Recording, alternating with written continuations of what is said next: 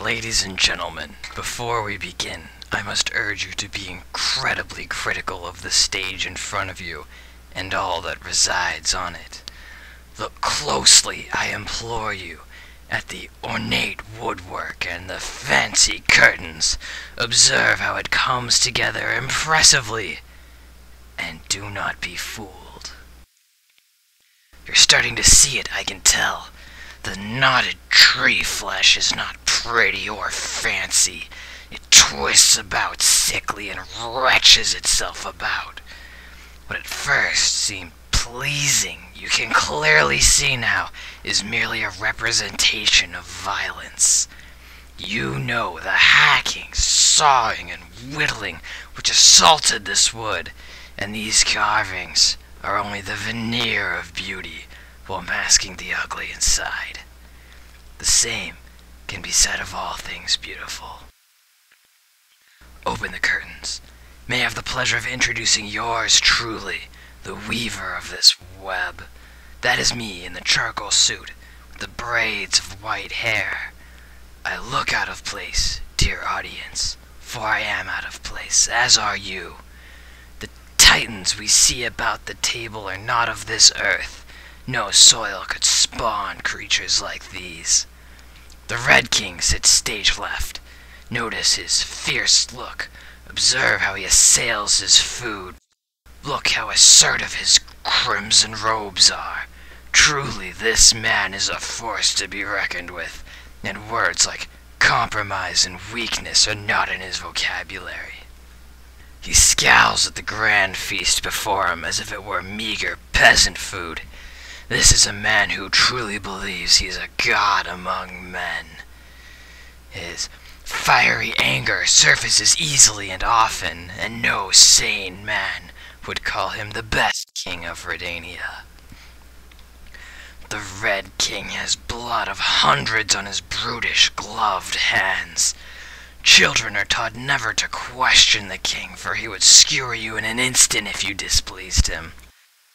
His rage-filled past did not leave him unscathed. The Red King attacks the wine and blood splashes around, down the goblet, over his creased scars on his chin. He sets the goblet down with his three-fingered right hand. Desire consumes him and he assails the plate of food yet again. Do not doubt for an instant that the man could consume himself. Equally despicable is the Blue King, sitting stage right. Delve past his cheerful exterior, deny the facade of goodwill he puts forth, and see the wolf in sheep's clothing. You see the truth behind his icy robe, shielding the world from his unfeeling heart. Bluewind's ruler truly shows no emotion, as he methodically dissects the chicken breast. Pay heed to his attention to detail, his piercing eyes. He knows exactly where to stab to sever a whole piece of meat. He knows the way to cut to destroy this once living flesh.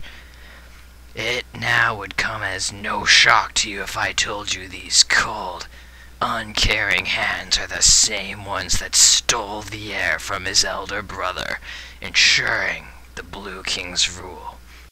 To truly grasp the inhumanity of this man's deeds, you must see the way the man sits on the throne coldly, as if his dead, hidden brother never existed.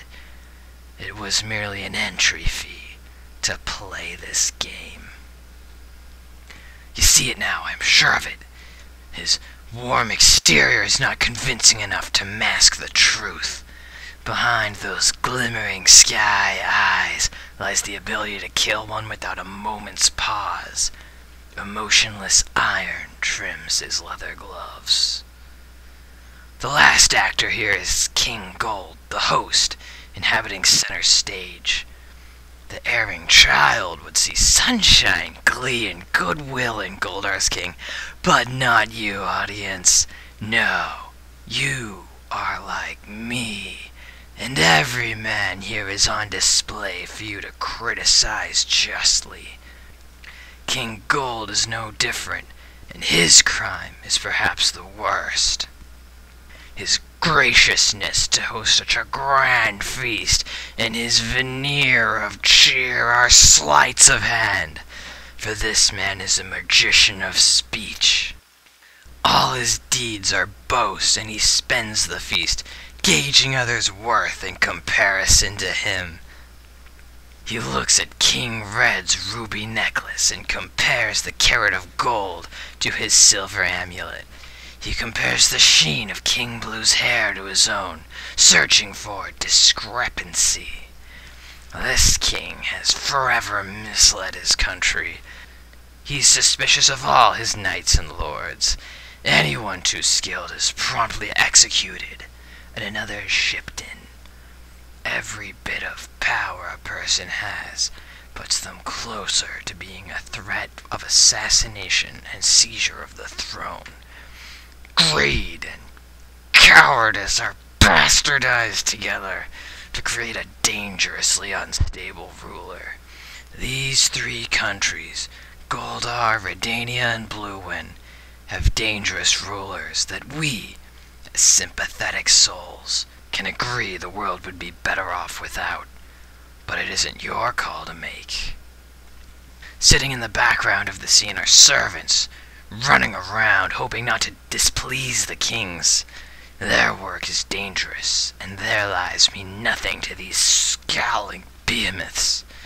Beside each king are 3 knights, each in full regalia, each more ridiculous than the last.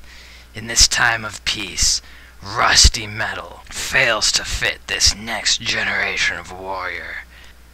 Their father's armor sits awkwardly upon their immature shoulders.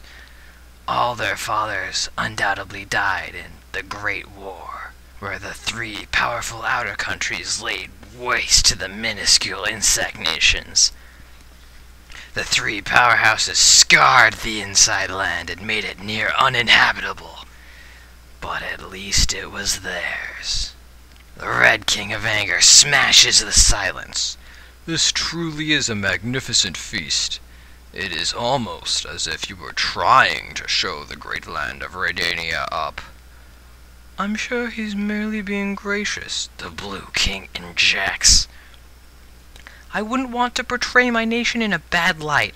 I hope you two are comfortable, Gold explains. This is all thinly veiled, dear audience, and the kings and their guard know it. All 3 rulers know the reason for this feast. The previous generation of kings were great warlords, and the 3 surviving nations left on the continent were growing listless. This was an opportunity to size up the opposition. This was the moment before the storm. That storm is why I'm here. I'm not a boastful man, as you can tell by my plain appearance, but I fancy myself a doer of good deeds. I know how terrible the last great war was, and how irresponsible these rulers are. You can see it clear as day. These men would allow their avarice and pride to slay all the land if it meant dominance of the wasteland that survived. Well, I say no, ladies and gentlemen. My upbringing was not kind. I ran about broken streets and played on deteriorating cobble rooftops. My parents died to disease, and I was left to live at the scant age of 15. My home nation of Puter lay strewn in pieces, in the middle of a charcoal wasteland created by 3 warring nations of red, gold, and blue. They fought savagely for the scraps left over, and then grudgingly made peace after it was clear there was nothing left to squabble over. But it'll happen again. I feel it in the tension of the table. Its sinews rest tenuously, aware of what is about to happen. It's why I'm here, garbed in servant's clothes, Death and destruction and waves of orphans and desolation are the only possible products of this feast for kings. You can see it too. You can predict the lonely children, the burned villages, the polluted battleground. Think how easy it would be to stop it with the flick of a dagger or a drop of poison. But I'm a peaceful man, sirs and mesdames. You think too little of me. Enough of this, Declares the Goldar King. I know what is hiding behind both your hearts.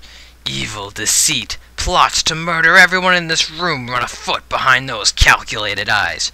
You, he gestured to the first guard, Seize the Blue Wind King at once.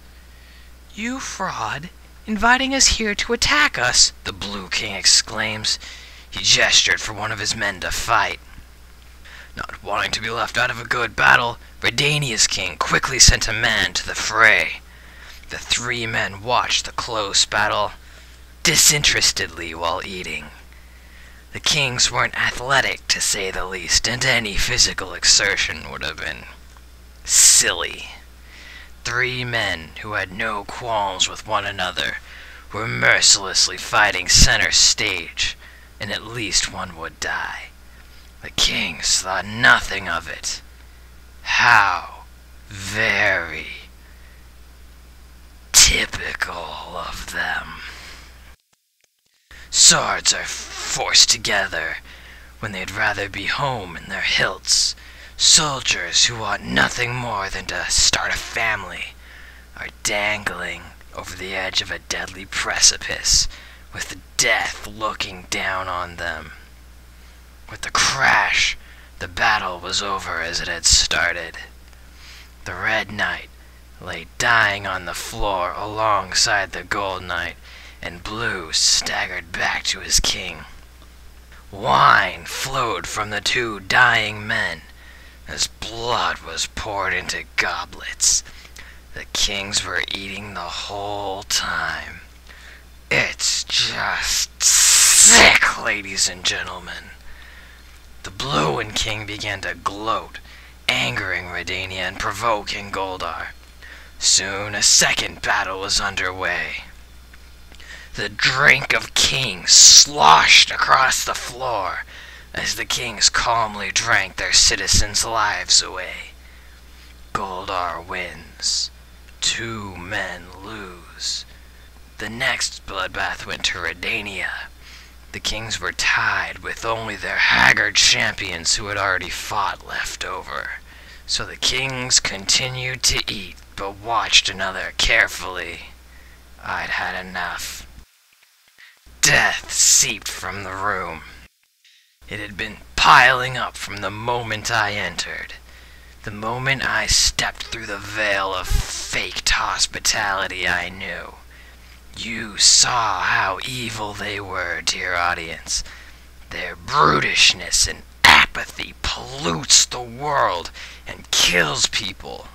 If I rip off my fake shirt and toss it aside, loath I was to be associated with those cowards.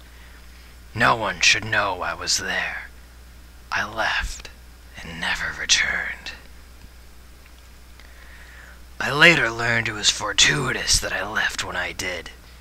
One of the servants poisoned the wine, and the Red King coughed up all the blood he'd sapped from his enemies, and died that day. The servants were all slain, of course, but they never caught the man who did it. Unfortunately for the land, rulers are like mythical beasts. Cut off one ugly head and another equally ugly one spurts up in its place. Redania soon had another king, just as terrible as the first. Some things cannot be helped. The tragedy unfolded before us all, and there was no clear resolution. The curtains fall, and you step up from your carved wood flesh. That left a bitter taste in your mouth. Were you expecting a happy ending? Me too, dear audience.